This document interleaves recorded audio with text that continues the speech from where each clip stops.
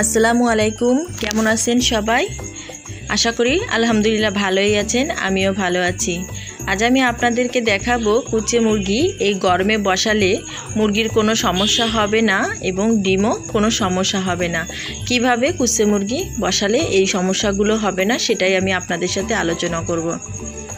অনেকে কুচে মুরগির গায়ে চুলচুলে হয়, সেটাও হবে না, সে সম্পর্কেও বলবো। এখানে আমি কতগুলো দুটা শুকনো চাল নিয়েছি এবং কিছুটা চাল নিয়েছি। আর আপনারা দেখতেই পাচ্ছেন আমার এই হচ্ছে চাল এবং শুকনো চাল, আর আমি ডিম নিয়েছি মুরগিকে বসাবো। আর এক পাশেই মুরগি বসে আছে, কিন্তু কিভাবে বসাবেন, কারণ অতিরিক্ত গরম পড়েছে, মুরগি কিন্তু ডিম নিয়ে তেমন বসতে চায় না।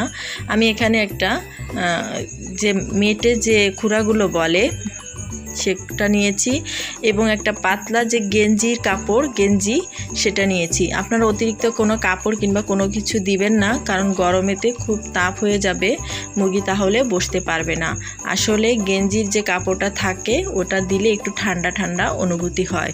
গেঞ্জির কাপড়টা সফট এবং সুন্দর নরম হওয়ার কারণে মুরগির তেমন কোনো সমস্যা হয় না। এখানে আমি ডিম দেওয়ার আগে চাল এবং শুকনো চাল দিয়ে দিয়েছি। আসলে এই চাল এবং শুকনো চাল দেওয়ার কারণটাও আমি আপনাদেরকে বলে দেব।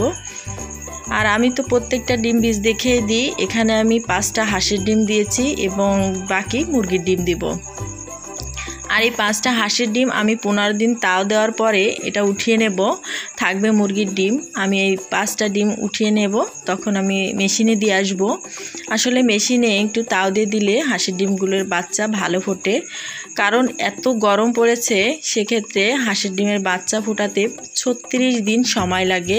এই জন্য এতদিন মুরগি বসে থাকলে একটা সমস্যা হতে পারে এবং মুরগি একটু বেশি অসুস্থ হয়ে যেতে পারে। এজন্য আমি এতদিন মুরগিকে রাখবো না। এই জন্য হাঁসের ডিমটা আমি উঠিয়ে নেব, 15 দিন তাও দেওয়ার পরে নিয়ে আমি মেশিনে দিয়ে আসবো। বাকি 5 দিন পরেই মুরগির ডিম ফুটে যাবে, এজন্য আমি মুরগির ডিম রেখে দিয়ে হাঁসের ডিম দিয়ে দেব। এখানে আমি চাল এবং শুকনো চাল দিয়েছি, তার একটাই কারণ, এখানে এইগুলো দেওয়ার কারণে হচ্ছে মুরগির গায়ে কোনো প্রকারের চুলচুলে হবে না। কারণ বসে থাকার কারণে মুরগির গায়ে কিন্তু এই যে বৃষ্টির সময় এই জিনিসটা বেশি হয়ে থাকে, কেননা চুলচুলে হলে মুরগি অসুস্থ হয়ে যাবে এবং এমনকি মুরগি মারাও যেতে পারে। এই জন্য আমি এই চাল এবং শুকনো ঝাল দিয়ে দেব। আমি আগেও একটা দেখিয়েছিলাম ভিডিওতে, জানি না আপনারা চেষ্টা করেছেন কি না, কিন্তু আমি এবারে একদম পুরোপুরি আপনাদের ক্লিয়ারভাবে দেখিয়ে দিচ্ছি। দেখুন, চাল এবং এই শুকনো ঝাল দেওয়ার কারণে কিন্তু মুরগির গায়ে চুলচুলে হবে না এবং বাচ্চাগুলো খুব দ্রুত এবং সুন্দরভাবে ফুটে বের হবে। এখানে আমি ডিমগুলো কিন্তু বীজ দেখিয়ে দিয়েছি, আপনারাও দেখে দিবেন। আর এখানে আমার মুরগিটা দিয়ে দেব।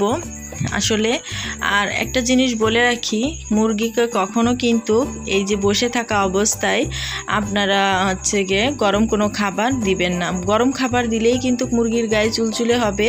অবশ্যই মুরগিকে ঠান্ডা খাবার দিবেন।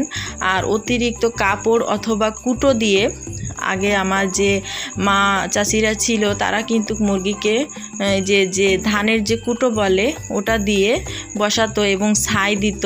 আসলে এগুলো কিন্তু করবেন না, কারণ এখন অতিরিক্ত গরমে কিন্তু এগুলো দিলে মুরগি প্রচণ্ড তাপে মারা যেতে পারে। এজন্য আপনি সামান্য পাতলা একটা গেঞ্জির কাপড় দিলেই ভালো হয়। আর আপনারা এগুলো খেয়াল করলে আশা করি মুরগি ভালো থাকবে, সুস্থ থাকবে এবং মুরগির গায়ে কোনো প্রকারের চুলচুলে হবে না, আর মুরগি অসুস্থ হয়ে যাবে না। বাচ্চাগুলো খুবই সুন্দর এবং পরিপক্ক হয়ে ফুটে বের হবে।